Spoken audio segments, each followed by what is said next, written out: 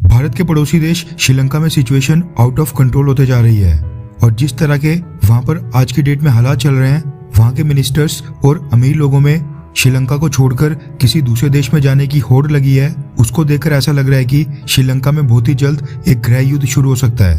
राजपक्षा परिवार के खिलाफ श्रीलंका के लोगों का गुस्सा 7वें आसमान में है। लोग प्रेसिडेंट पैलेस और उनके ऑफिशियल रेजिडेंस तक घुस गए हैं। हालात ये हो गए कि अगर राजपक्षा परिवार का कोई भी सदस्य उनके हाथ लग गया तो उसकी मॉब लिंचिंग तो पक्का है। जिसके बाद पिछले कल खबर आई थी कि श्रीलंका के प्रेसिडेंट गोटाबाया राजपक्षा शरण लेने के लिए अपने परिवार समेत श्रीलंका एयरफोर्स के प्लेन में पड़ोस के देश मालदीव चले गए हैं। जैसे श्रीलंका के लोगों को ये खबर मिली कि एयरफोर्स ने अपने मिलिट्री प्लेन में प्रेसिडेंट गोटाबाया राजपक्षा को मालदीव तक ड्रॉप किया है, उसके बाद तो श्रीलंका के लोगों ने एयरफोर्स स्टेशन को भी चारों तरफ से घेरना शुरू कर दिया था। श्रीलंका की एयरफोर्स को सफाई पेश करनी पड़ी कि गोटाबाया राजपक्षा ने इस्तीफा नहीं दिया था और वो उस समय भी श्रीलंका के प्रेसिडेंट होने के नाते श्रीलंका के डिफेंस मिनिस्टर और श्रीलंका की सेना के कमांडर इन चीफ थे, इसलिए उनको उनके ऑर्डर्स को मानना पड़ा।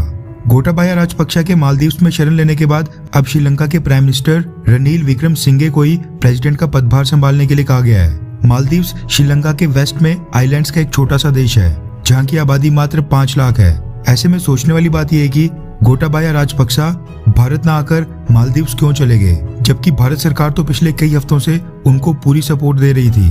भारत से वो जो मांग कर रहे थे, हमारी सरकार उनको सब कुछ प्रोवाइड कर रही थी, फिर चाहे मेडिसिन हो, फूड सप्लाईज हो या फिर पेट्रोल डीजल।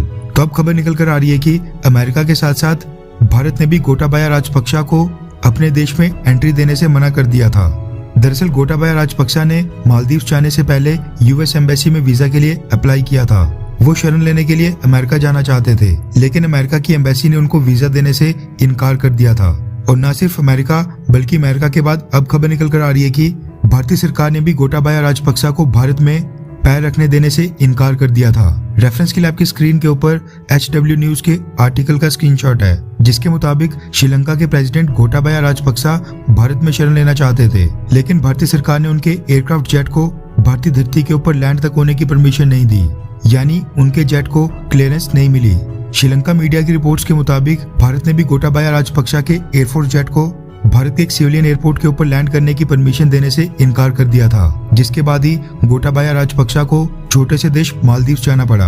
अब खबर निकल कर आ रही है कि गोटाबाया राजपक्षा मालदीव से सिंगापुर जा सकते हैं। देखा जाए तो श्रीलंका के लोगों में खास तौर पर राजपक्षा परिवार के प्रति काफी नाराजगी है, इसलिए भारत के इस कदम की श्रीलंका के लोग काफी तारीफ कर रहे हैं और कह रहे हैं कि भारतीय सरकार ने गोटाबाया राजपक्षा को शरण ना देकर बहुत ही अच्छा किया, और मालदीव से भी आग्रह कर रहे हैं कि वो भी श्रीलंका के प्रेसिडेंट को अपने देश में रुकने की परमिशन ना दे।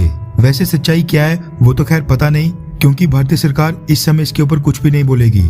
और श्रीलंका मीडिया में जो खबरें चल रही हैं, क्या पता वो एकदम सच हो, क्योंकि भारत ने पिछले कुछ महीनों में श्रीलंका की तकरीबन $4 बिलियन की मदद की है। वहाँ के लोगों में बहुत ही ज्यादा गुडविल जनरेट किया है। भारत की छवि मुसीबत में साथ देने वाले पड़ोसी के रूप में बनी है। ऐसे में राजपक्षा परिवार, जिसको सबसे बड़ा भ्रष्टाचारी और श्रीलंका को बेच खाने वाला परिवार माना जाता है, अगर भारतीय सरकार उसको अपने देश में शरण देती तो सारे की सारी मेहनत के ऊपर एक ही बार में पानी फिर जाता। श्रीलंका के जो लोग आज भारत से काफी खुश हैं, वही लोग नाराज हो जाते और श्रीलंका के आम लोगों का पब्लिक सेंटिमेंट भारत के खिलाफ हो जाता। इसलिए ये 100% पॉसिबल है कि भारतीय सरकार ने श्रीलंका के प्रेसिडेंट गोटाबाया राजपक्षा को भारत की धरती के ऊपर लैंड होने की परमिशन नहीं दी होगी।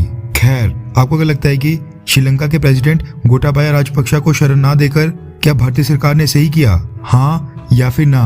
नीचे कमेंट करके अपनी राय जरूर बताएं।